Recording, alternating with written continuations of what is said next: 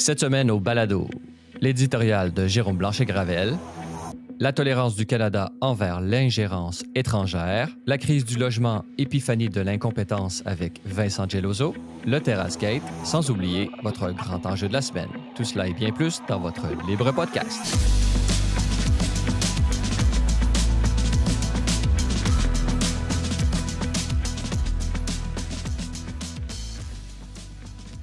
Bonjour et bienvenue à votre Libre Podcast, votre balado hebdomadaire entièrement consacré à l'analyse de l'actualité de la semaine, Libre Média. Je suis votre animateur Francis Denis en compagnie de mon collègue et rédacteur en chef à Libre Média, Jérôme Blanchet-Gravel. Jérôme, bonjour. Bonjour Francis. Et notez que l'ensemble des sujets discutés au cours de ce balado sont également traités en format écrit sur le site web de Libre Média au libre-media.com. Alors, Jérôme, premier article aujourd'hui dont nous allons discuter ensemble, ton éditorial qui est intitulé « Le Québec, cette réglocratie malade ». Alors pour toi, le Québec est devenu une réglocratie malade où la multiplication des interdits bureaucratiques tente à éteindre toute vitalité. Oui, c'est un éditorial dans lequel je reviens évidemment sur la question, le scandale des terrasses là, à Montréal durant le Grand Prix. On va en parler, tu as réalisé un reportage sur la question. Donc c'est un autre, disons, c'est un autre exemple, un autre symptôme d'une maladie globale qui est celle, effectivement, de ce que j'appelle la réglocratie. Donc, la réglocratie, c'est le gouvernement des règles, par les règles, pour les règles. C'est un régime de nostalgique, des flèches collées au sol des magasins. C'est le paradis des conformistes sans génie. Le refuge, dis-je, de tous les intolérants à la vie, ça, c'est un tweet que je viens de lancer sur les réseaux sociaux. Donc, la réglocratie, c'est ça, cette espèce d'obsession des règles qui est rendue qui s'inscrit, en fait, qui fait partie du Québec actuel, là, comment dire, c'est-à-dire depuis la pandémie, on voit qu'on est devant une société où les règles prédominent de plus en plus, où l'importance accordée aux règles est devenue démesurée. Les gens, finalement, ne font plus preuve de jugement, sont incapables de jugement dans une société où la règle l'emporte toujours. Mais au-delà de la règle, c'est quoi, finalement, ça? Qu'est-ce que traduit cette obsession des règles? C'est ça, une société quadrillée, aseptisée, froide, obsédée par des colonnes de chiffres, où les gens, finalement, ne font plus preuve de jugement. De jugement, mais la pulsion de vie, là, c'est-à-dire qu'est-ce que ça traduit, le fait qu'on soit si attaché aux règles que ça au Québec? C'est une société qui a aussi un déficit de réflexion, c'est-à-dire l'application bête et gratuite de la règle, comme on l'a vu à Montréal, comme on l'a vu avec, tu as fait une entrevue avec Mme Ferreira du Café Ferreira, mais comment on en vient comme société à d'abord, c'est une conception autoritaire de l'ordre public, là, celle qui s'impose. Donc, comment on peut justifier l'expulsion quand même de touristes d'une terrasse comme si c'était des mineurs pincés tard dans une discothèque comme à l'époque avec les paniers à salade. C'est quand même impressionnant. Donc, carrément, on a eu affaire à une sorte de police politique qui, au nom de la sécurité toujours, il ne faut pas oublier la variable de la sécurité, en fait, la valeur, c'est-à-dire la sécurité est devenue la valeur suprême englobante, qui englobe même aujourd'hui celle de l'environnement, parce qu'aujourd'hui, c'est au nom de la sécurité qu'il faut protéger l'environnement et non au nom de l'environnement lui-même, parce que, polluer, c'est peut-être contaminer l'air, la qualité de l'air, vous pouvez être asthmatique, donc vous allez souffrir forcément de la dégradation de l'environnement. C'est sûr qu'à des échelles très élevé, c'est vrai que la dégradation radicale de l'environnement peut évidemment nuire à votre environnement naturel puis peut-être à votre santé, mais il y a quelque chose quand même qui est obsessionnel et qui relève du risque zéro, là. Donc, mais dans le cas des terrasses, on est dans l'incohérence la plus totale parce que, comme le souligne Mme Ferreira dans l'entrevue que tu as réalisée, même si les pompiers de Montréal voulaient venir arroser un feu qui aurait démarré dans un restaurant, ils ne seraient pas capables d'accéder tellement il y a des blocages, des entraves, des obstacles. On le voit dans les images du reportage à quel point C'est quasiment... les piétons, finalement, naviguent au travers de cages urbaines, là, si je peux dire, là, tellement il y a d'échafaudage et tout ça. Donc, c'est une réglocratie aussi qui est incohérente dans la mesure où il n'y a pas de logique, dans le sens où la logique, c'est suivre des règles aveuglément, mais les règles, à quoi elles servent vraiment, quels sont vraiment le résultat. C'est-à-dire, c'est un régime où l'efficacité, finalement, est pas là, là. C'est-à-dire des règles pour des règles pour des règles. Hein. Donc, donc, je reviens dans le monde éditorial sur c'est ça, c'est ces séquelles pandémiques, parce qu'on sait c'est quand même la pandémie qui a vraiment amplifié cette obsession pour les règles. Hein. On a rompu avec le libéralisme comme paradigme dominant pour instaurer une genre de réglocratie ou j'appelle ça aussi des fois une réglomanie. Donc, c'est un régime qui est très psychologique. Là. Donc, les gens ont besoin de règles pour être réconfortés, si on peut dire, ont besoin de cet encadrement parce qu'ils sont anxieux. Ils sont anxieux, on le sait, en raison du climat apocalyptique alimenté par les grands médias. Donc, ils ont besoin de ce safe space offert par les gouvernements pour se sentir en sécurité. Donc, une espèce de surenchère de la sécurité. Donc, enfin, donc je reviens dans mon historial là-dessus pour dénoncer, en fait, le déclin du Québec à travers ce que j'appelle la réglocratie. Pour paraphraser une maxime devenue célèbre, trop d'impôts tue l'impôt, peut-être trop de règles tue la règle. Quels sont les effets pervers, selon toi, de la multiplication des règlements et un peu le zèle par lequel on s'y attache? Je viens de l'évoquer, c'est-à-dire d'abord le manque de jugement. Et je le vois même dans mon quotidien ici, à Québec, ça fait plusieurs fois quand même. J'ai un exemple où des cyclistes m'apostrophe sur la rue parce que, j'ai osé m'aventurer. En fait, je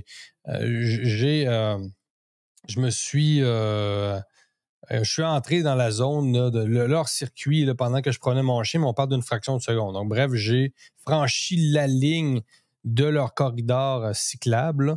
Et là, c'est à peu près comme une hérésie. Ça fait plusieurs fois, je te dis, je me fais comme interpeller, là, presque agressé verbalement par des cyclistes qui, un peu dans la logique des flèches au sol durant la COVID, là, dans des gens qui considèrent que cette piste-là, c'est leur piste privée, la Ville de Québec leur appartient.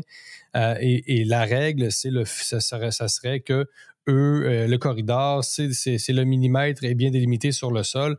Donc, vraiment des gens qui n'ont pas de jugement, qui font pas preuve non plus de civilité dans le sens où reste qu'il y a une rue, les gens peuvent traverser la rue. Forcément, quelqu'un va bien finir par rentrer dans le corridor cyclable parce que, c'est une rue, là, c'est-à-dire c'est une voie publique, là, il y a des autos, tu peux tourner à droite, tu peux tourner à gauche.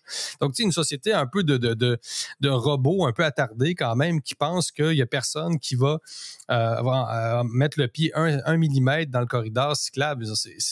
Et j'ai d'autres exemples. Même chose, récemment, la ville a bloqué des rues ici et il faut passer par un sens unique pendant un certain nombre de mètres. Là, je pense que sur 10 mètres, avec notre véhicule, il faut passer dans le sens unique. Je pense que ça fait 8 fois que des automobilistes pètent une crise en tout cas, en me voyant traverser le sens unique, sauf que la rue est bloquée. Donc, je leur dis la rue est bloquée et ils ne peuvent pas concevoir que quelqu'un puisse emprunter un sens unique sur 5, 6, 7 mètres, mais la rue est bloquée. Donc, en tout cas, bref, je ne vais pas rentrer trop dans le détail. C'est très intéressant.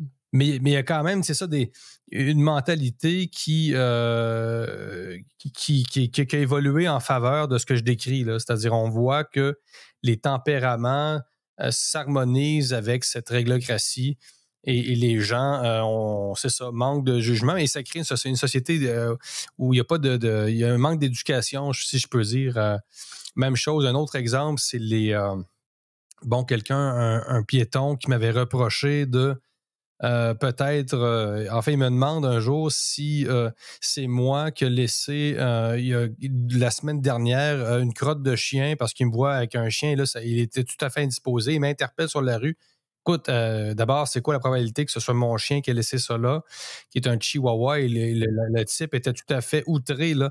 Puis il me racontait, j'ai pilé dans la marde, c'est peut-être toi qui as laissé ça, il y a un règlement pour ça. Puis moi, je suis comme, ben écoutez, d'abord, comme je vous dis, d'abord, je ramasse les crottes de mon chien. Deuxièmement, quelle est la probabilité que ce soit mon chien? Troisièmement, pourquoi vous m'interpellez sur la rue de cette manière-là?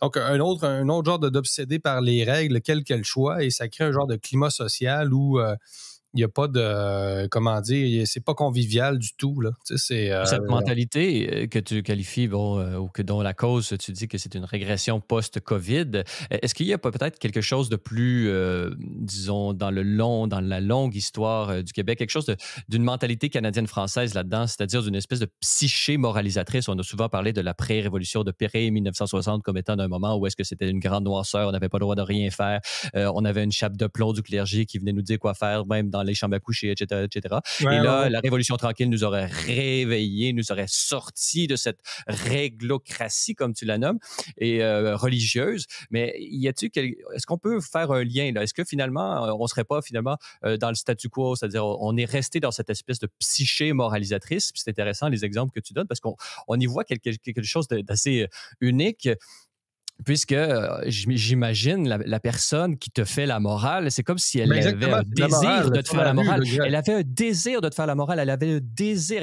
Enfin, j'ai la chance de pouvoir faire la morale à quelqu'un. Et là, il y a une sécrétion de dopamine dans le cerveau. Ah oui, je vais lui dire à lui là, que c'est pas correct ce qu'il fait. Là, puis là, je vais me sentir bien là-dedans. Là. Y a-tu quelque chose de ça, selon Ben toi? écoute, Une vieille mentalité canadienne-française dans la psyché québécoise actuelle? je vais te laisser répondre après parce que tu as écrit un livre sur la révolution tranquille, bon, qui ne serait pas une révolution, puis la persistance de certains schèmes religieux dans la mentalité québécoise contemporaine.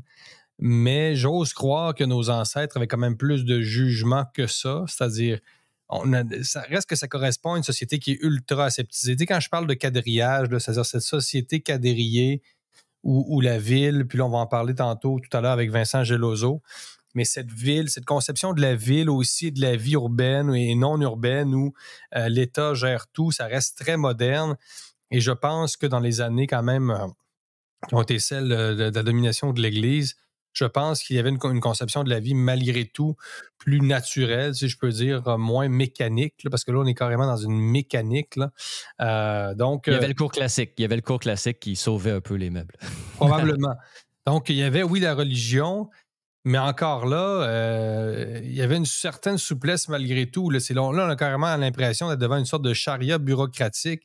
Il y a carrément quelque chose, de la règle pour la règle.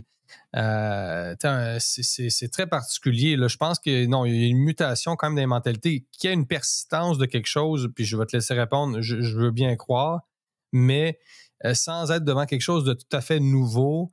On voit qu'il y a eu une sorte d'évolution et il y a une idéologie qui est, bon, celle du sécuritarisme, il y a eu le sanitarisme, ça va ensemble. Est-ce qu'il y a ce que j'appelle aussi le réglementarisme? Donc, c'est pas tout à fait nouveau. Il y a eu des formes dans l'histoire de ces modes de pensée-là, plus ou moins embryonnaires. Mais moi, c'est la première fois que je vois ça au Québec. Là, se faire interpeller sur la rue, voire agresser verbalement, puis je ne suis pas dans une logique de micro-agression, mais ça fait plusieurs fois que sur ce seul tronçon de rue, je te dis, est problématique. D'abord, c'est un sens unique. Deuxièmement, il y a des cyclistes de part et d'autre qui pensent, puis je dis, ils le pensent que c'est un corridor dans lequel personne ne peut pénétrer, ne serait-ce que l'orteil. Là. Tu te dis, quel genre de société? Et moi, qui a vécu longtemps à Mexico, évidemment, personne sur la rue n'oserait d'abord agresser quelqu'un pour lui reprocher peut-être la semaine dernière d'avoir oublié une crotte de chien sur le trottoir.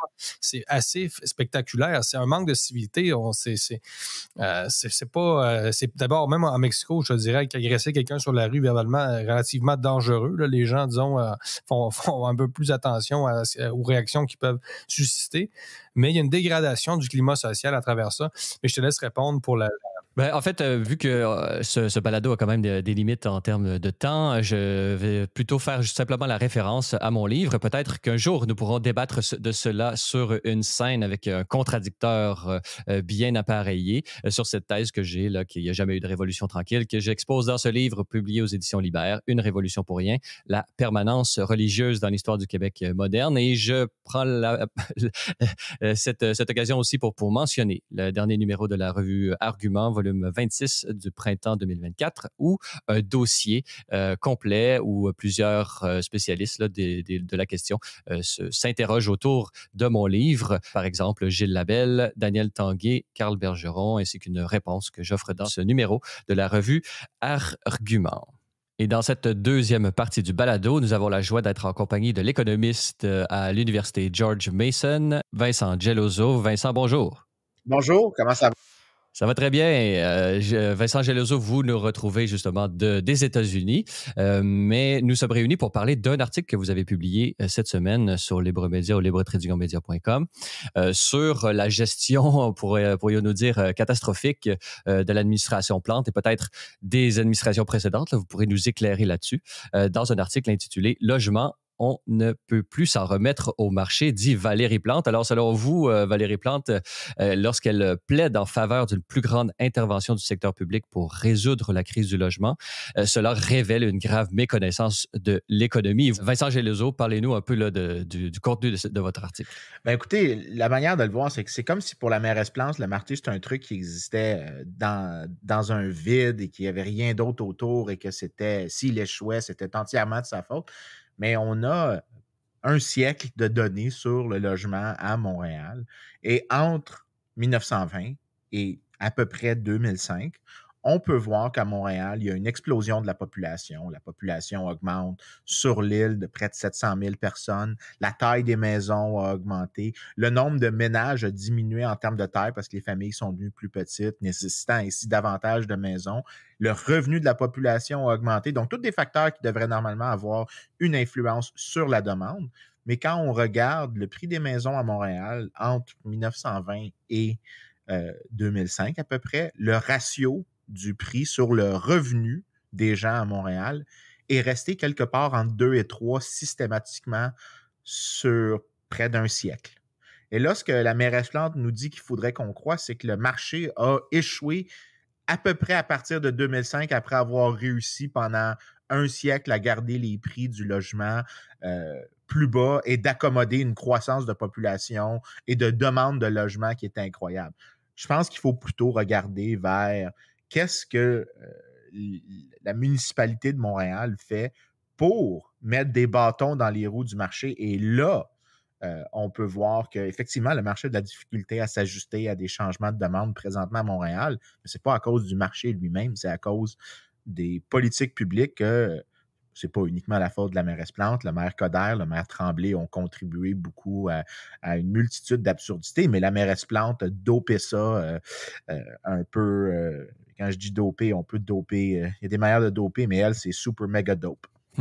Parlez-nous, peut-être nous définir un peu les termes là, par exemple, on utilise souvent le terme marché comme une idée qui serait valable en soi sans nécessairement toujours la définir. Dans la bouche de Valérie Plante, on pourrait penser que c'est la caricature qui est faite de cette main invisible qui, selon une espèce de pensée magique capitaliste là, qui viendrait réguler. Mais il y a des versions plus sophistiquées là, d'aujourd'hui de conceptualisation de ce que c'est que le marché sur le modèle d'un ordinateur, là, c'est-à-dire c'est un ensemble de relations économiques qui se passent, qui sont tellement complexes puisqu'ils sont très, très nombreuses, fait en sorte que ça devient quelque chose qui s'autorégule, mais ce n'est pas une pensée magique, c'est quelque chose qui est conceptualisable d'une manière plus sophistiquée aujourd'hui, n'est-ce pas?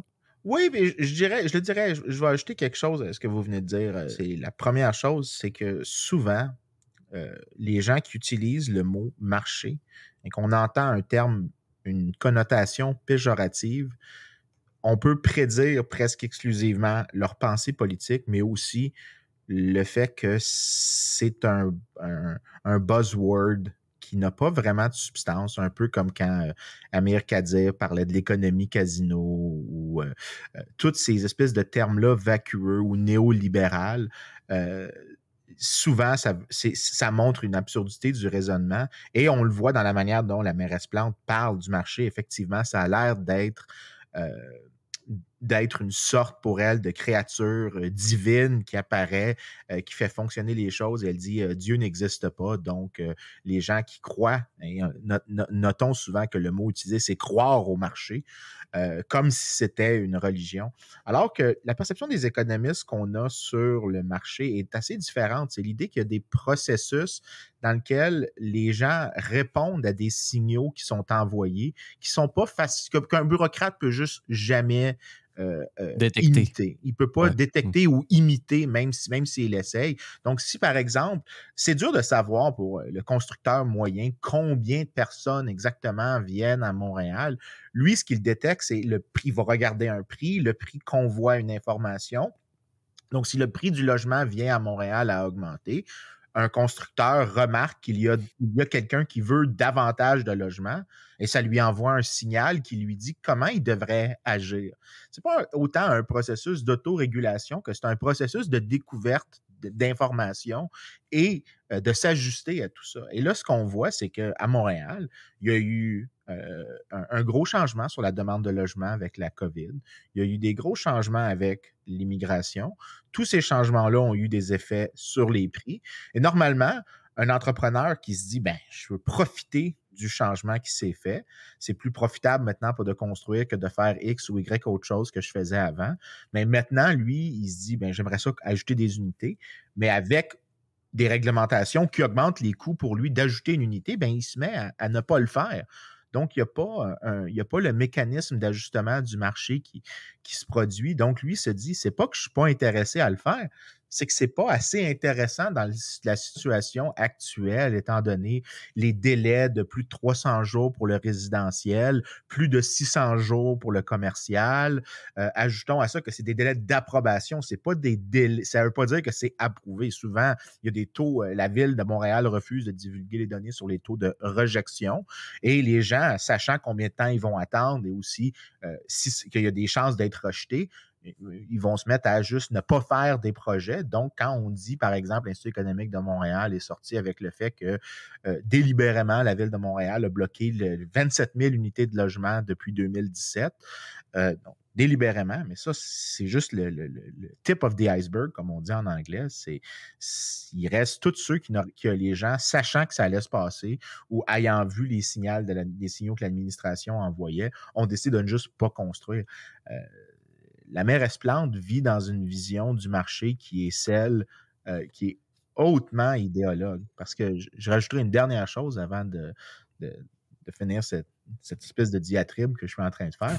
C'est que quand on regarde les gens qui parlent des réglementations sur le logement, vous pouvez avoir des libéraux classiques comme moi qui aiment énormément l'idée d'un État très limité à un extrême et Paul Krugman ou Jason Furman, qui sont tous les deux des économistes très à gauche, Paul Krugman étant très à gauche et Jason Furman était le conseiller économique de Barack Obama. Les trois ont dit exactement la même chose sur les réglementations sur le logement. C'est une des manières les plus efficaces de détruire des villes, de les rendre inattrayantes, hormis les bombardements. Donc, ce qui n'est pas peu dire. Il n'est pas peu dire. Donc, je ne sais pas, la personne qui est hautement idéologue ici, c'est la mairesse Plante. Ce n'est pas les gens qui disent qu'il y a trop de barrières, qui parlent du marché. L'idéologue, c'est la mairesse Plante qui l'a dévoilé par ses actions, mais aussi dans la manière dont elle utilise certains termes. Elle projette sa propre pensée magique sur ses adversaires idéologiques et scientifiques, on pourrait dire. Oh, oui, absolument. Vincent Gelosdo, l'immigration dans tout ça, c'est un facteur qui a contribué, selon vous, à la crise du logement ou, évidemment, c'est ce que disent plusieurs personnes, des politiciens. Évidemment, l'inflation, la hausse des coûts d'intérêt, mais au-delà de ça, là, l'immigration, est-ce que c'est un facteur très important ou peu important? Mais normalement, ça ne devrait pas l'être. La raison, c'est qu'on a vu dans l'histoire des endroits qui ont eu des explosions de population, donc des hautes augmentations. Aux États-Unis, il y a Dallas, il y a Houston. Montréal a été le cas pendant une bonne période de temps. Et les prix, très rapidement, s'ajustaient à la baisse parce que chaque fois qu'on avait plus de gens, on ajoutait plus d'unités. Euh, Par contre, si la demande augmente alors que vous décidez par voie réglementaire de rendre impossible la construction, c'est sûr qu'il y a un effet sur les prix, c'est sûr que le logement devient inabordable en résultante de l'action de l'État. Le point ici, c'est que la demande, c'est quelque chose que l'État ne peut pas vraiment contrôler beaucoup. Ce qu'il est capable de beaucoup plus influencer, c'est l'offre. L'offre, il est capable de la rendre plus sensible aux ajustements de la demande, ou il peut tout faire pour la rendre absolument immuable. Et c'est ça que la mairesse Plante continue de faire avec sa manière de dire comment on doit utiliser le territoire à Montréal. Quels sont les ratios de stationnement à nombre de places. S'il y a du logement, il doit être construit d'une telle manière. Ajouter toutes ces barrières-là, chaque fois qu'il va y avoir une personne de plus, si vous ne pouvez pas acheter des logements de plus à cause que la ville l'a rendu impossible, c'est sûr qu'il y a un effet sur les prix, mais c'est pas l'immigration en soi, c'est l'immigration conditionnellement à l'effet des réglementations. L'immigration tout seul, sans les réglementations, il n'y a pas vraiment d'effet. Mais il pourrait influer sur la demande, d'une part, en ouvrant d'une certaine façon les portes de l'immigration. Il permet l'afflux de capitaux étrangers, d'une part, et peut-être il pourrait influer aussi sur la demande en rendant tout le monde plus pauvre et donc faire en sorte que les gens sont moins capables de se procurer des logements et donc baisser le marché. Est-ce que c'est des hypothèses qui pourraient fonctionner pour dire que oui, peut-être que les gouvernements et les gouvernements municipaux peuvent avoir un impact sur la demande? Quand on regarde la littérature sur l'immigration, puis c'est un peu tangentiel ici, il n'y a pas l'air d'avoir d'effet négatif de l'immigration sur le développement économique. Dans l'immédiat ou même dans le moyen et long terme. Il y a des débats plus intéressants à avoir sur comment ça peut affecter les institutions. Ça, c'est une discussion différente. Mais sur la croissance économique, il n'y a pas l'air d'avoir d'effet négatif. La raison pour ça, c'est que, de un, les immigrants, oui, augmentent l'offre de travailleurs, donc les gens diraient, les salaires vont baisser, mais les immigrants aussi demandent des services, donc ils déplacent aussi la courbe de demande, ce qui crée un effet plus ambigu sur les salaires, sur les revenus. Mais en fait, souvent, ce qu'on remarque dans la littérature, c'est que surtout dans les économies les plus libres, et ça, c'est très important comme condition, surtout dans les économies les plus libres, l'ajout d'un immigrant de plus a tendance à augmenter davantage la productivité, donc que la courbe de demande se déplace encore plus que la courbe d'offre se déplace parce qu'il y a un effet de productivité qui vient avec. Dans des économies très libérales, l'immigration est généralement positive.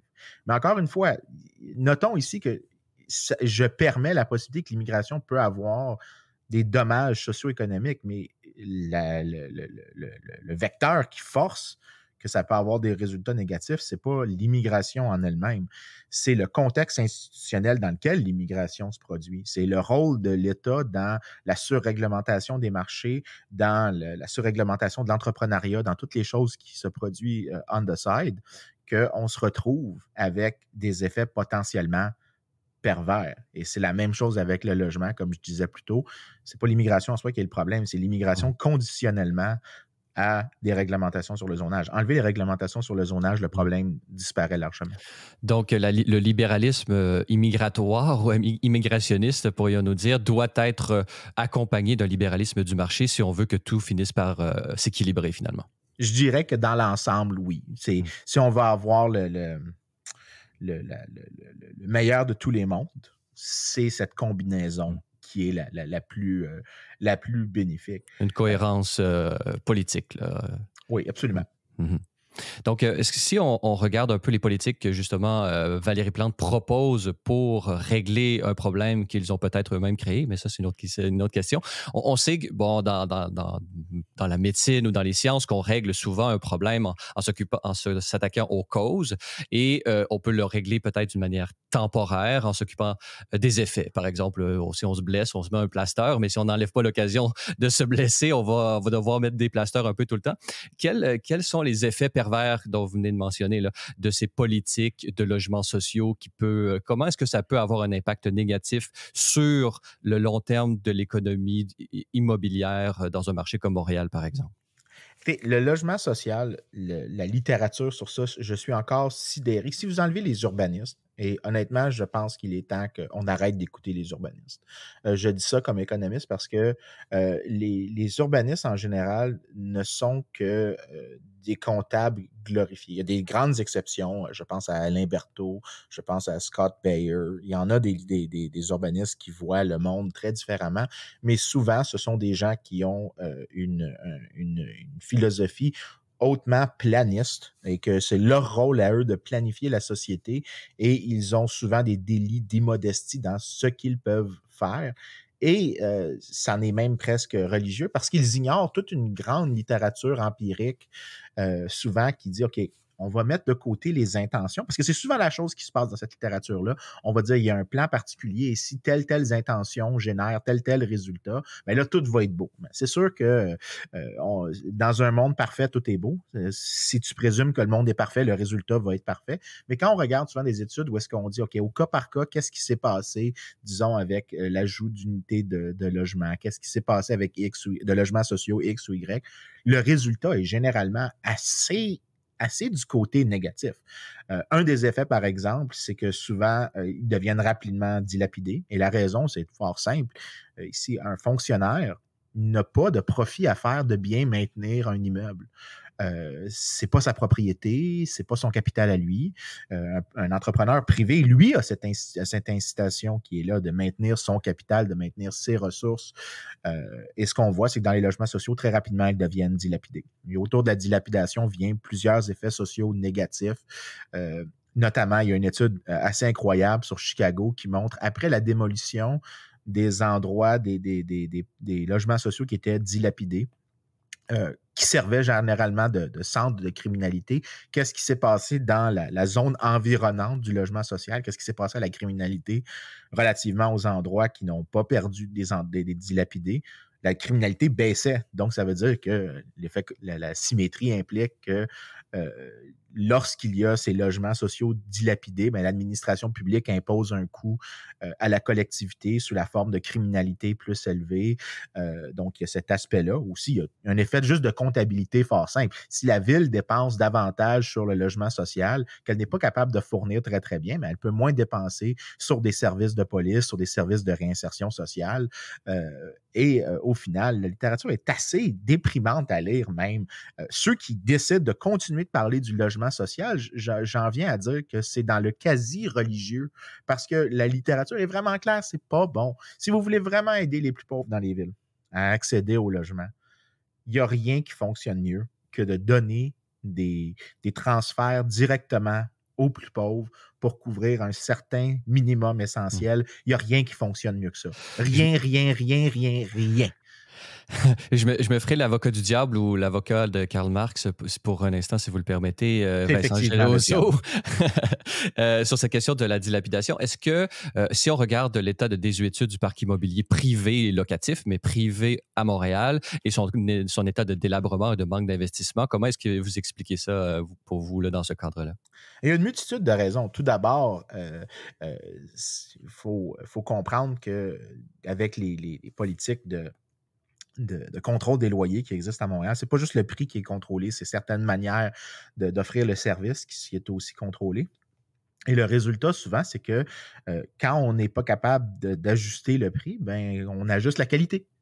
Et le résultat dans ces cas-ci, c'est que plusieurs investisseurs privés décident que dans le marché locatif, surtout le marché locatif modique, on va juste pas faire d'investissement, on va juste pas faire de rénovation. Donc, c'est pour ça qu'on voit souvent des histoires d'horreur dans les médias que telle personne vit dans un taudis délabré, insalubre, alors que la raison, c'est qu'il n'y a aucune incitation pour les entrepreneurs de faire ces investissements-là, les propriétaires, parce qu'ils n'ont aucun rendement. Ils ne peuvent pas augmenter les tarifs pour couvrir, ils ne peuvent pas évincer certaines personnes. Et en fait, ça a plein d'effets pervers. Par exemple, on a l'espèce d'idée qu'on ne peut pas exclure une personne de 65 ans d'un logement, donc on ne peut pas faire une éviction. Les gens disent « Ah, c'est une bonne chose », mais quand on regarde, encore une fois, on va dans la littérature empirique, ces genres de règles-là, un des effets pervers, c'est que les propriétaires ne veulent plus louer à des gens en haut d'un certain âge. Donc, la probabilité d'avoir un logement, si vous n'avez pas un logement présentement, si vous avez plus que 65 ans, il est plus bas. ou même la personne va citer un prix plus élevé, etc., pour justement compenser le risque d'une personne de 65 ans qui ne paiera pas de manière régulière, qu'il faudra traîner constamment devant le tribunal administratif du logement, le TAL. Ces genres de réglementations-là expliquent très bien pourquoi une partie du parc privé, c'est important de dire une partie, sur le marché locatif modique, est en état un peu décevant, c'est à cause des réglementations qui sont sur place. La partie du marché dans laquelle les contrôles des loyers sont inefficaces, dans le sens qu'ils n'ont pas de dents, ils ne sont pas pertinents pour des logements, si vous pensez à des logements très chers, des loyers qui sont pour des appartements des 6 ou des 7,5 avec tout meublé de gloire dans Westmount. Dans ces endroits-là où c'est un contrôle de prix qui n'est pas pertinent, la qualité est excellente. La qualité est même incroyable dans la gestion. La raison, c'est que on a encouragé les gens à se déplacer vers du logement qui n'est pas affecté par la réglementation, si on est pour en offrir. Donc, le moins qu'on offre à cause des autres réglementations, une fois qu'on l'offre, on va surtout l'offrir pour des gens qui sont plus riches. Et la partie pour les gens qui sont moins nantis, on va produire des logements de moins bonne qualité, il va en avoir moins. Le résultat final, c'est une situation dans laquelle on rend Montréal inabordable. En fait, présentement, la grande tristesse, puis je dis ça comme un ancien Montréalais, Montréal est en train d'imiter tout ce que Toronto faisait et comme Montréalais, je ne peux jamais dire quelque chose de positif sur Toronto. Dire qu'on est en train d'imiter Toronto, c'est comme le plus grand des péchés mortels qu'on peut commettre comme Montréalais. Et si on imite Toronto en termes de politique publique, on va imiter les résultats que Toronto a réussi à obtenir pendant les dernières 30 ans et ça sera tout à fait à nos dépens.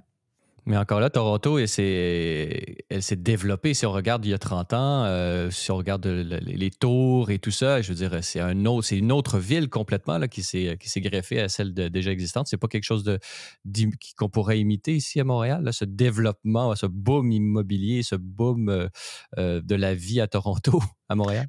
Bien, écoutez, Toronto, oui, effectivement, il y a des unités qui ont été ajoutées, mais quand on regarde relativement à la demande, Toronto avait historiquement à peu près le même taux au début. Je vous ai dit que Montréal, quand on divisait le prix du logement moyen par le revenu moyen de la personne, c'était entre 2 et 3. Toronto a longtemps été ça. C'est juste qu'au fin des années 80, début 90, Toronto a ajouté énormément de restrictions sur la construction et le taux que je vous mentionne a commencé à augmenter. Et Toronto ressemble à des villes comme New York, comme Boston, comme San Francisco, qui deviennent inaccessibles pour les gens. Le bon contraste à faire, c'est de regarder des villes qui sont moins réglementées. Aux États-Unis, ça donne par exemple Dallas, ça donne par exemple Houston, qui sont des villes beaucoup moins réglementées. Surtout, on trouve beaucoup de villes moins réglementées dans le sud des États-Unis. C'est assez intéressant à noter. Et dans ces villes-là, ce qu'on réalise, c'est que la population a augmenté encore plus vite. Les gens veulent aller là. La croissance économique, elle est hyper rapide et le prix du logement relativement au revenu est resté stable. C'est aussi des villes qui sont des endroits lorsqu'il y a eu la crise de 2007, par exemple, qui était une crise fondamentalement partie d'une crise financière liée au logement qui s'est ensuite eu une contagion vers d'autres secteurs. Les endroits qui avaient la moindre réglementation municipale sont ceux qui ont été le moins affectés par la crise. C'est dans ces endroits-là que la récession a été plus courte, moins profonde et que la reprise a été encore plus prononcée après, donc elle s'est soutenue à travers le temps. Il ne faut pas sous-estimer à quel point les villes aux États-Unis et au Canada, les réglementations sur les villes, sur la construction dans les villes, est probablement un des plus grands boulets sur le développement économique et la mairesse Plante. Lorsqu'il faut qu'on revienne à cette personne qui est décrite très aptement par le chef du Parti conservateur, est en train de créer des coûts socio-économiques qu'on va réaliser uniquement dans 1 ou 2 générations lorsqu'on dira « Mon Dieu, à quel point on aurait pu être plus riche » lorsqu'on se compare à des villes qui n'ont pas fait ce que Montréal a fait. Vincent Geloso, un autre facteur plus culturel, peut-être sous-estimé, c'est celui du célibat et de l'augmentation du nombre de personnes vivant seules au Canada. Je ne sais pas si c'est un facteur que vous avez déjà considéré dans l'une de vos études. En janvier 2024, on a eu une sorte d'enquête une enquête menée par Libremédia là, sur c'est peut-être c'est ça, cette variable négligée. Juste un petit chiffre comme ça. Entre 1981 et 2021, au Canada, le nombre de personnes seules a augmenté de 4,4 millions. Donc, quand je dis un facteur culturel, c'est parce que c'est quelque chose qui peut nous frapper. Par exemple, depuis le Mexique, là, les gens vivent évidemment beaucoup plus en famille. Donc, les gens sont, on le voit très facilement, très rapidement, beaucoup plus enclins à vivre plusieurs, que ce soit en colocation, mais beaucoup avec des cousins, etc. Donc, dans des pays, évidemment, dits du tiers-monde, on vit plus ensemble. Donc, est-ce que pour vous, c'est, en plus de l'immigration, un des facteurs, bon, on comprend que l'immigration pour vous n'est pas le facteur, mais est-ce que c'est un facteur quand même qui est négligé par les médias, par les observateurs, etc.? Pour la taille des ménages, je pense que les gens comprennent pas exactement. C'est difficile de comprendre les origines parce qu'il y a beaucoup d'interactions entre certains facteurs sur pourquoi il y a autant de gens qui sont en ménage seul. Il y a des rôles, par exemple, de politique fiscale qui sont souvent discutés, mais à quelle proportion du phénomène est expliquée est assez difficile à savoir. Par contre, ce que je peux vous dire, c'est que si on regarde la taille moyenne des familles au Québec, vers 1920, la taille moyenne des familles, c'était 6 personnes. Donc, chaque ménage avait en moyenne 6 membres. Donc, on parle probablement 2 parents, 4 enfants.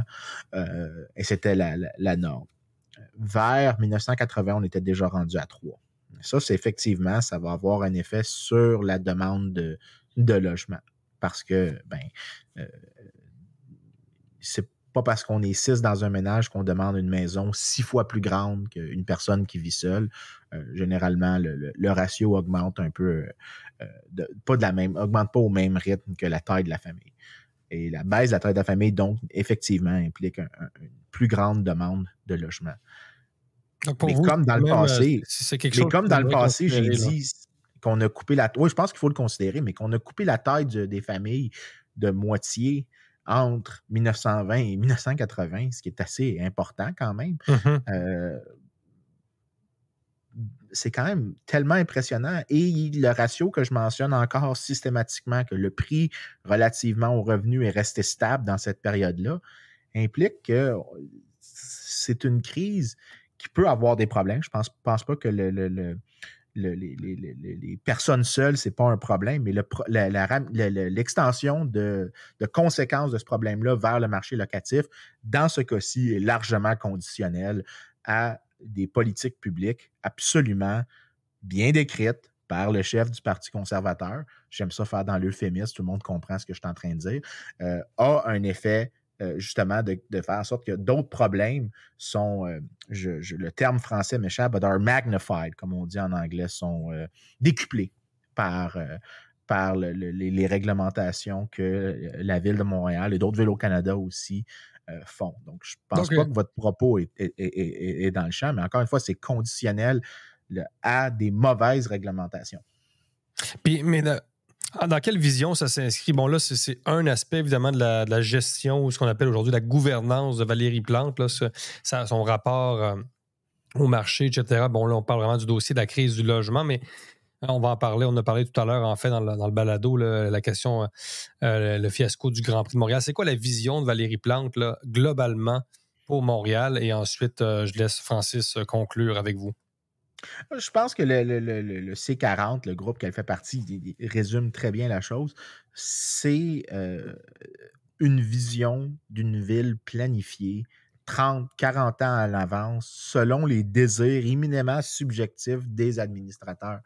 Dans ça, c'est, en fait, j'irais à la limite de dire que c'est une vision très autocratique parce qu'elle n'implique absolument pas aucun intrant de la population, de ses désirs. C'est une caste politique qui décide entre elles de comment la ville doit avoir l'air. Et il y a une justification pour un certain rôle de l'État dans la planification urbaine, pour la gestion des incendies, pour la gestion de la pollution, pour la gestion de la criminalité. Détrompons-nous pas, il y a un certain rôle pour l'État. Le problème, c'est que l'État, le rôle qui est présentement envisagé est des ordres de magnitude beaucoup plus grands que le minimum essentiel ou même 2 fois le minimum essentiel. Et le danger qui vient avec ça, c'est que on répète une histoire qui s'est maintes fois passée. Je peux retourner dans les archives de plusieurs nations, de plusieurs villes américaines, nord-américaines, et regarder les plans d'urbanisme en 1960 ou en 1970. Et c'est tout le temps des délusions de grandeur. C'est d'une folie. Par exemple, j'avais, il y a quelques mois, sur mon bureau, parce qu'un ami me l'avait retrouvé, puis j'aime ça collectionner des choses qui montrent un peu les délusions de grandeur de la caste politique. C'était le plan d'urbanisation de Détroit de 1960. Et ils avaient un plan pour la ville jusqu'en 2050. Et dans le plan, il y avait des choses absolument fantasmagoriques qui ressemblaient au monorail dans les Simpsons. C'était d'une folie des grandeurs et rien de ça ne s'est produit. Et la mairesse Plante voit la ville comme ça avec les zones éponges, avec les zones de piétons, et c'est elle qui est capable de concevoir le bon chemin.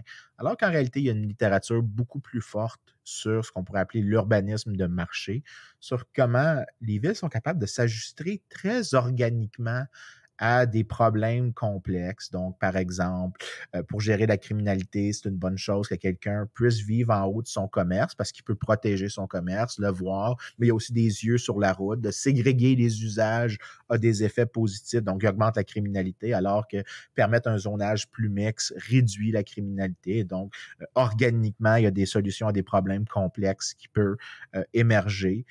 Souvent, les villes non planifiées sont des villes beaucoup plus vibrantes, beaucoup plus riches, tant socialement que culturellement. Et les villes planifiées comme celles que la mairesse Plante clairement s'imagine, ça va être répété des fiascos. Et Jérôme, je sais que vous êtes un grand fan d'Amérique latine, mais on peut penser à Brasilia en Amérique latine, qui est une ville, qui est la capitale du Brésil, mais qui est une ville absolument morte. Il manque même s'il y a aussi des villes administratives assez... Des villes administratives qui ont été planifiées par des grands esprits, mais que quand on est dedans, il n'y a pas de vie culturelle, il n'y a pas d'activité, de famille. C'est des villes mortes. Il n'y a pas de vibe. Et il n'y a pas de vibe, c'est le mot que j'utiliserais, mais c'est des villes mortes. Elles n'ont rien, n'ont pas de capital culturel, elles n'ont rien. C'est des villes taxidermiques. Et ce que la mairesse Plante est en train de nous faire, c'est une ville taxidermique. C'est une maquette qui ressemblera à rien dans lequel une personne normale voudrait vivre. Il faut faire attention à ces visions-là de la ville planifiée.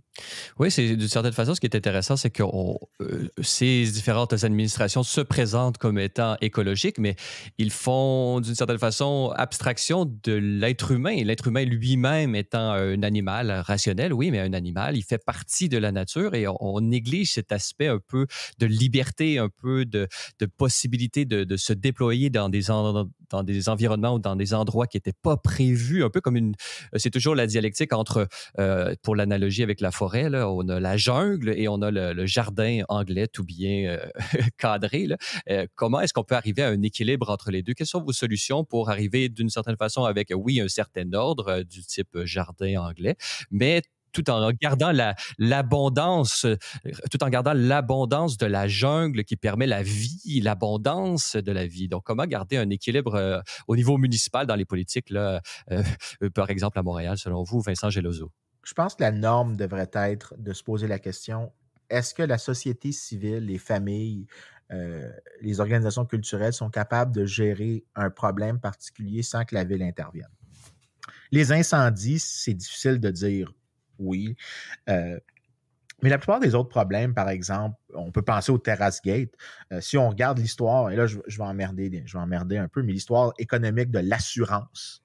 L'assurance, en fait, a tout à fait intérêt, parce que la compagnie d'assurance, c'est elle qui assure, elle a tout à fait intérêt à trouver c'est quoi les bons méthodes de contrôle des incendies, et la personne va aussi adopter les méthodes les moins chères pour gérer les risques. Et la flexibilité que le marché permet dans ce cas-ci est peut-être mieux qu'un code du bâtiment où est-ce que vous avez des inspecteurs du service des incendies de la ville qui viennent voir. Un service de combat des incendies fait du sens. D'interdire certains usages particuliers, peut-être. Gestion de la pollution, mais c'est un strict minimum très bas. Donc, il faudrait, je pense, la manière de le voir, c'est de se poser la question systématiquement. Si l'État se met à rigidifier certaines interactions entre les individus, qu'est-ce qu'on va perdre? Parce qu'il n'y a aucun des urbanistes qui pense à ça. Eux, ils s'imaginent l'utopie souvent qu'ils veulent créer. Et ça, c'est le grand danger pour des villes dans lesquelles les gens veulent vivre. On ne les aura pas avec ces urbanistes-là. Et c'est ça. Garder la religion en dehors du spectre politique municipal, c'est ce qu'on retient de notre entretien. La religion écologiste, si vous voulez. Ouais. C'est ce qu'on retient de notre entretien que nous avons réalisé aujourd'hui, Vincent Geloso, autour de votre texte que vous avez publié sur Libre Média au libre-média.com intitulé « Logement, on ne peut plus s'en remettre » à Valérie Plante. Et Vincent Geloso, je rappelle que vous êtes économiste à l'Université George Mason. Alors, merci beaucoup d'avoir été avec nous. Toujours un plaisir. Libre Média, c'est beaucoup plus qu'un site web. C'est votre porte d'entrée dans l'univers médiatique. À Libre Média, nous croyons qu'il faut vous donner les moyens d'accéder aux informations qui comptent pour vous. Gardez une longueur d'avance grâce à nos analyses approfondies et à notre couverture exhaustive. Pour tous les détails, visitez notre site web au libre-média.com. Aimez, partagez, abonnez-vous dès maintenant. Libre Média, parce que vos choix sont importants. Et Francis, la semaine dernière, tu étais sur le terrain à Montréal pour tourner un reportage sur le Grand Prix, ce Grand Prix qui est devenu le symbole pour une certaine gauche de toutes les formes de dépravation écologiste, capitaliste, etc. Le Grand Prix, c'est le symbole du mal. Tu voulais offrir un regard, si je peux dire, alternatif sur ce Grand Prix qui est diabolisé et est arrivée cette fameuse polémique, ce qu'on a appelé le Terrace-Gate.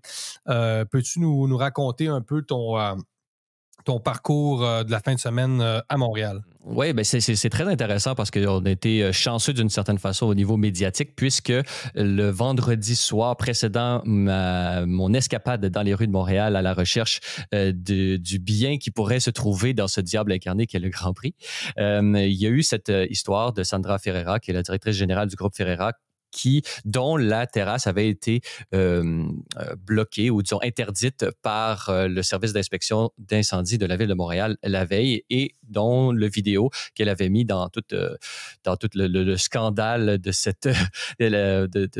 du fait d'avoir été interdit en 9 heures le soir et tout ça. Elle avait fait une vidéo qui avait eu plusieurs vues, même on peut parler de 2,34 millions là, à l'heure actuelle. Donc, c'est sûr que ça donnait un post et une idée. Donc, je suis parti le matin. J'avais déjà l'idée d'aller rencontrer Jonathan Hamel, qui est un collaborateur ici à Libre Média. Je pense qu'on l'a reçu la semaine dernière. Et donc, et parce que lui, justement, c'est un citoyen de Montréal, mais c'était quelqu'un de très sensible aux enjeux économiques du point de vue de l'entrepreneuriat et des investisseurs qui se trouvent dans la métropole. Et donc, je sais que lui a un regard assez critique sur l'administration Plante, mais sur toutes ces volontés de contrôle dont à la fois au niveau politique et économique, au niveau municipal, que nous avons décrié dans la première partie de ce balado particulièrement. Et donc, je vais le voir, on fait l'entrevue et tout ça, et là, on se parle jase, comme on dit, et là, il me dit, t'as pas vu la vidéo de Ferreira? Je veux dire, elle s'est fait fermer sa terrasse. J'ai dit, OK, oui, c'est une bonne idée, je vais aller la voir. Donc, je pars dans les rues. J'en profite pour filmer des belles voitures parce qu'il y a un aspect esthétique, là, mais on va parler plus tard peut-être de cette question du bien qui peut se trouver dans le Grand Prix, malgré tout. Et donc, là, je me rends sur place, rencontre la jeune dame, très sympathique. J'arrive vraiment sur le vif comme ça, boum, elle est sur sa terrasse et je lui demande, est-ce que vous êtes prête à me donner une entrevue, là? Et là, ça, c'est après le vidéo, sur son vidéo sur Instagram, mais c'est avant le Terrace Gate. C'est avant que tous les autres médias se rendent sur place. Donc, on avait vraiment eu le scoop. Tu as l'impression quand même d'avoir un peu créé la vague, c'est-à-dire je pense que oui. Le reportage a été publié le dimanche soir. Dimanche fin d'après-midi, je dirais. Et là, effectivement, d'où les articles suivants de Journal de Montréal, la presse, ont suivi le lendemain seulement. Là. Donc, il y a eu quand même plus de 15 000 visionnements, je pense, le soir même, ou du moins plus de 10 000. Et on a vu quand même dans les médias qu'on avait repris un peu l'angle que tu avais donné dans le reportage, malgré que c'est un angle qui, disons, ne sera pas nécessairement apprécié de la gauche mondaine, etc. Donc, mais c'est devenu une histoire mondiale grâce à Ferreira, à Sandra Ferreira et son vidéo. Mais c'est clair que nous, on a donné, on a poussé véritablement à 2 niveaux, d'après moi. Le premier, c'est justement qu'on lui a permis, par l'entrevue qu'on a réalisée avec elle, de dévoiler l'ensemble de l'histoire, de la chronologie des événements, parce que son vidéo, elle était en larmes. Donc, elle était véritablement dans un état de frustration profonde. Et le but, c'était simplement de montrer comment la détresse à la fois psychologique et humaine que peuvent vivre certains restaurateurs du centre-ville dû aux différents fiascos. On peut parler des travaux, de la mauvaise gestion, des taxes, de la COVID et tout ça. Là, on peut les énumérer. Donc, ils sont véritablement, pour beaucoup, s'ils n'ont pas fermé boutique, ceux qui sont encore là, ils sont maintenus à vif. Là, je veux dire, psychologiquement, ça doit être difficile à vivre. Donc, c'est surtout ça qui émanait du vidéo de Sandra Ferreira, ce qui était très, très bien parce que c'est ça qui touche la population. Mais il fallait donner le contexte. Donc, moi, je lui ai mis un micro et voilà, raconte l'histoire, comment ça s'est déroulé et tout ça. Donc, on voit dans cette entrevue avec Sandra Ferreira, on voit l'aspect, parce qu'on voyait qu'elle a un tempérament très joyeux. On le voit dans l'entrevue, elle raconte un drame mais avec son sourire. Donc, c'est quelque chose d'assez... on voit que ça et comme elle le dit, c'est pas une femme qui pleure souvent. Donc, il fallait vraiment que la ville ait abusé là, de la bonne volonté des restaurateurs pour qu'elle se rende jusque-là. Donc, on voit le contexte de service des incendies de la Ville de Montréal, un peu militant, un peu qui fait de l'intimidation, qui se regroupe en cercle pour se faire voir des terrassiers avant d'arriver sur place et de demander « Montrez-moi vos permis, montrez-moi ci, montrez-moi ça, je veux voir votre hotte, est-ce qu'elle est bien, bien lavée, est-ce que ci, est-ce que ça, est-ce que... » on peut se l'imaginer là, avec son mètre à mesurer en train de « Ah non, là, il y a 3,8 cm et tout ça. » Mais le plus scandaleux là-dedans, puis c'est un peu le contraste que j'ai essayé de présenter dans le reportage, c'est que la rue Sainte-Catherine, la ville de Montréal ne s'applique pas à elle-même ses propres règles. Je veux dire, si on prend le nombre, la réglementation, la réglocratie, comme tu l'as mentionné dans ton éditorial, on prend la réglementation de la ville de Montréal et on l'applique à la ville de Montréal elle-même. On pourrait dire qu'on pourrait faire une liste de tickets qui pourrait être de 200-300 millions, voire milliards de dollars de tickets d'infraction de la Ville de Montréal par rapport à sa propre politique. Donc, on voit qu'il y a un 2 poids 2 mesures. On voit que la Ville de Montréal, par sa prétendue autorité de législation et d'exécution de ces règles, il n'y a personne qui conteste ça, mais c'est simplement le 2 poids 2 mesures. Quand on parle des pompiers, Sandra Ferreira en fait mention dans le reportage. Expliquez-moi comment les pompiers font si jamais il y a un incendie dans la boutique, je ne sais pas, j'en nomme une au hasard là, qui est dans le centre Eaton, peut-être pas le centre Eaton, peut-être Simons. Comment les camions de pompiers font pour circuler, comment les pompiers eux-mêmes avec leur hose font pour arroser le feu puisque ce n'est pas accessible avec une rue de Montréal complètement éventrée comme ça. Donc on voit que les règles de sécurité de la ville ne sont pas appliquées lorsque c'est la ville qui est concernée. Donc, on voit qu'il y a vraiment un 2 poids 2 mesures général et on peut le voir à de myriades d'exemples. Donc, je pense que c'est ça qui pèse, c'est le 2 poids 2 mesures, c'est-à-dire nous, les citoyens, nous sommes harcelés par une réglementation excessive et un zèle excessif et pendant ce temps-là, la ville elle se fout complètement des règles qu'elle promulgue.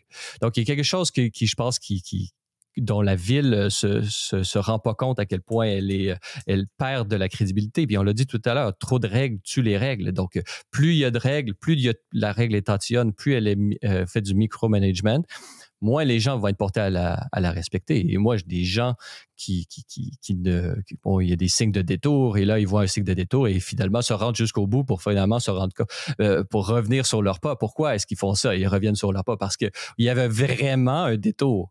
Mais les gens font tellement plus confiance aux panneaux de signalisation qu'ils doivent le voir par eux-mêmes.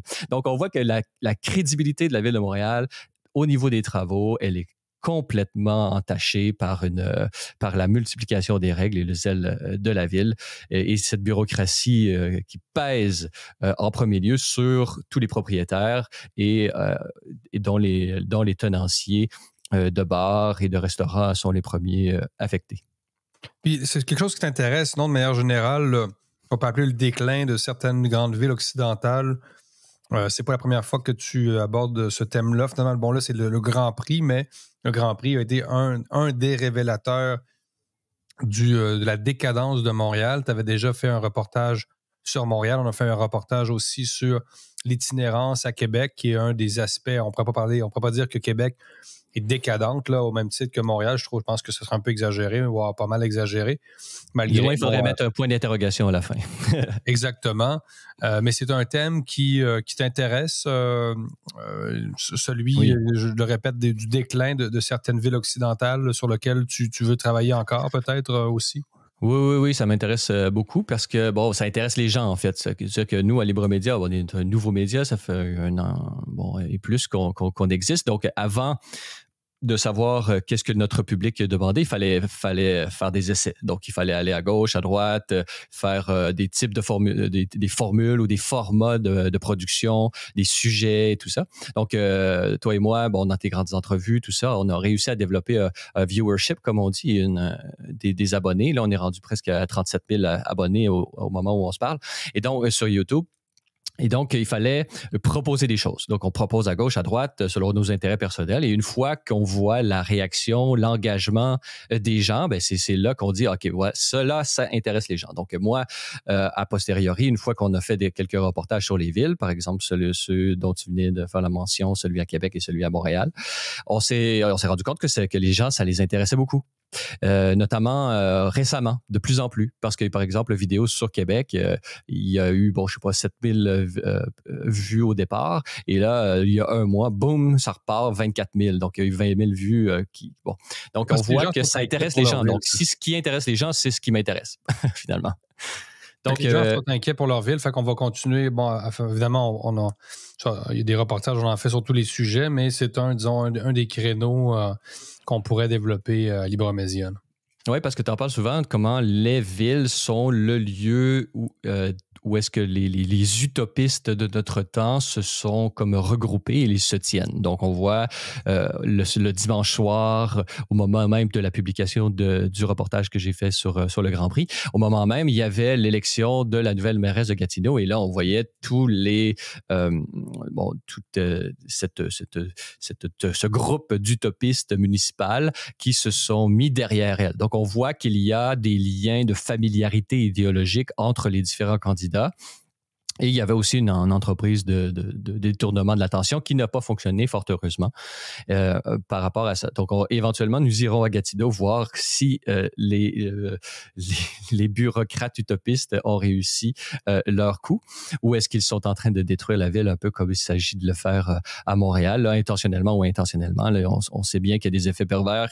Les meilleures intentions du monde peuvent donner les pires résultats. C'est plutôt dans cette ligne éditoriale qu'on se situe ici à Libre Média, là, avant de projeter la malice, il faut la mauvaise volonté, il faut projeter plutôt l'ignorance ou peu importe.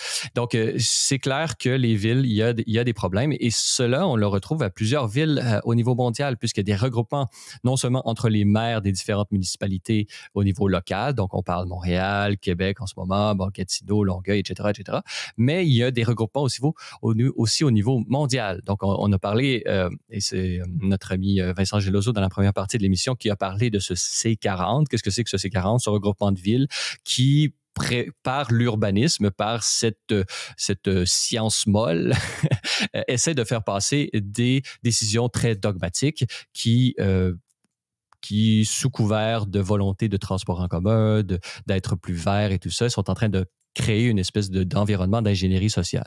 Donc ça existe à l'international. Plusieurs villes en font partie, notamment San Francisco et Los Angeles. Donc, j'aurai la chance d'aller à la fin de l'été dans ces deux villes, vérifier l'état de la situation et voir si l'agenda de ce groupement C40 donne des bons résultats ou des mauvais résultats. Je laisse à nos auditeurs le souhait de faire leur propre pronostic. Et pour produire tous ces reportages, tous ces articles, toutes ces entrevues, on a évidemment besoin de votre contribution. Tout ça a un coût. Pour avoir de la qualité, ça prend des moyens. Donc, on vous invite évidemment à vous abonner ou à faire un don au libre-media.com. Jérôme, un dernier article qui est publié sur Libre Média cette semaine, intitulé « Au Canada, l'ingérence étrangère est tolérée par le gouvernement ». C'est un article signé Simon Leduc qui a interrogé André Sirois, avocat auprès de l'ONU. Pour lui, la corruption des députés par des États étrangers est un phénomène bien plus répandu au Canada qu'on ne le croit. C'est un dossier extrêmement important qu'on va continuer à couvrir parce que, c'est ça, par sa nature, les gens le savent, il y a eu un rapport d'un comité de parlementaires sur la sécurité nationale et le renseignement qui a révélé que plusieurs députés et sénateurs avaient communiqué des informations confidentielles à des États étrangers en échange de pots de vin. Donc, on parle de corruption pure et simple ici. On ne sait pas, il y a toute la question, est-ce que la liste des députés, des sénateurs en question devrait être rendue publique? Certains disent que oui, certains disent que non. Ça a l'air d'être un problème véritablement systémique là, au Canada, pour employer un mot à la mode. Et donc, André Sirois, avocat auprès de l'ONU, qu'on a déjà reçu dans une grande entrevue, qui est bon de manière générale pour dénoncer la corruption à l'ONU d'abord. Pour lui, d'abord, ces gens-là doivent être tenus responsables, c'est-à-dire qu'ils doivent être sanctionnés. Il parle carrément même d'actes de trahison. Donc, il faut quand même le dire, il y a des députés qui travaillent pour des États étrangers alors qu'ils sont députés du Parlement canadien. Je ne sais pas si les gens quand même réalisent l'ampleur et la gravité de la situation. On va inviter d'autres gens à réagir à ces développements assez extraordinaires qui révèlent aussi un peu la naïveté du Canada, là, c'est-à-dire un Canada, et c'est le point de vue d'André Sirois, qui finalement tolère en fait l'ingérence étrangère. C'est le titre le titre de l'article. Au Canada, l'ingérence étrangère est tolérée par le gouvernement, par Ottawa. C'est le point de vue d'André Sirois. Donc, est-ce que c'est normal qu'on ait un aussi grand nombre de députés qui, je le répète, travaillent finalement pour des intérêts, que ce soit ceux de la Chine. Évidemment, on ne sait pas exactement quels sont les États qui visent à étendre leur influence au Canada, mais forcément, on sait que la Chine doit être l'un des principaux États parce qu'on sait que la Chine exporte son modèle dans le monde, y compris au Canada. Donc, toute la question, vous le savez, des candidats dans les circonscriptions qui auraient été sélectionnés par la Chine dans certains cas. Donc, des candidats qui étaient favorables finalement au régime de Pékin. Donc, ça, c'est quelque chose qu'il ne faut pas perdre de vue. Là. C'est quelque chose d'essentiel. Et comme je vous le dis, on en parle un peu vite aujourd'hui, mais on va y revenir absolument avec d'autres intervenants. On invite également nos auditeurs à aller voir l'entrevue, la grande entrevue que tu, Jérôme Blanchet-Gravel, as réalisée avec André Sirois, qui est disponible sur la chaîne YouTube de Libre Média. Et pour ceux qui veulent approfondir et voir et lire cet article « Au Canada, l'ingérence étrangère est tolérée par le gouvernement », il est disponible pour nos abonnés en exclusivité au libretradingmedia.com. Alors, Jérôme, en terminant, quel est ton grand enjeu de la semaine? Qu'est-ce qui a servi, quel est ce fait divers qui a servi à détourner l'attention des véritables intérêts de nos amis québécois? Mon grand enjeu des derniers jours, Francis, c'est un article du journal 24 heures du groupe québécois intitulé « Attention, vous allez faire le saut, là. Une araignée volante venimeuse pourrait bientôt débarquer au Québec à cause du réchauffement climatique. » Donc, attendez-vous, chers amis, à... plutôt préparez-vous, en fait. Trouvez-vous des chapeaux moustiquaires, du chasse-moustique. Étendez-vous ça sur le corps si vous ne voulez pas être piqué par cette fameuse araignée volante tout à fait terrifiante qui, c'est une hypothèse, mais pourrait débarquer au Québec. On est dans l'hypothèse en plus, je ne sais pas si vous imaginez. Donc, soyez vigilants. Bientôt, à cause des changements climatiques, il y aura des piranhas et des crocodiles dans les lacs du Québec. tout un ensemble de fléaux bibliques. Là, donc, évidemment, encore tout pour alimenter la peur. Hein. Alimenter la peur à partir de spéculations quand même, là, il faut faire attention. Il faut faire attention, être sur nos gardes et garder en tête que lorsqu'on emploie le conditionnel dans les articles journalistiques, c'est souvent pour créer des articles à partir de rien. Voilà, c'est tout pour le balado de cette semaine. N'hésitez pas à nous donner vos commentaires ou une note sur les différentes plateformes de balado-diffusion. Cela nous aide à faire connaître et rayonner le podcast. Vous êtes également invités à nous rendre visite au libre-media.com, sur X, TikTok ou si vous êtes à l'extérieur du Canada, ce pays libre et démocratique, vous pouvez nous rejoindre par l'ensemble des plateformes du groupe Meta. Jérôme, bon week-end à toi. Bonne fin de semaine. À vous tous et toutes, merci d'avoir été des nôtres et revenez-nous la semaine prochaine pour un autre épisode du Libre Podcast.